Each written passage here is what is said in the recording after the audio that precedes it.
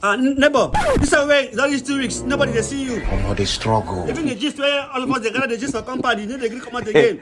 What's be the thing now? Okoro, I'm really going through a lot this period though. What's happening now? Confide in me. Okoro, I hope if I tell you, no go tell anybody. Now so these compound people they behave. You don't tell me anything. Where I go talk outside.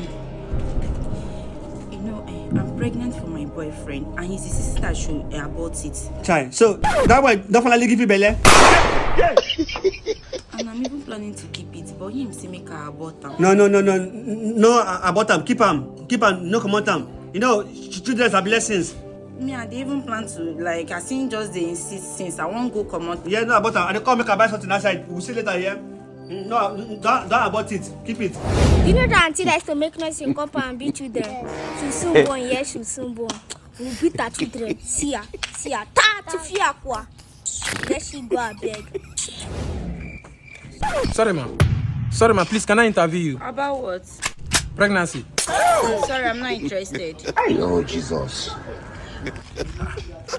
People won't get belly, they sabi very quick. Sorry.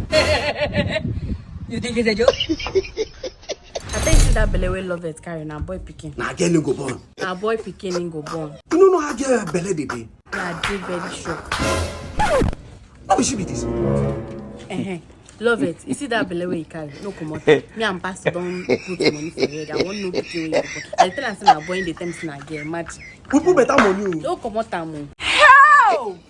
Okoro, small secrets why I just tell you like this. The whole for that cup done here and finish. How? Okoro, you know be better person. Huh? Very wicked man. I feel black. Wicked.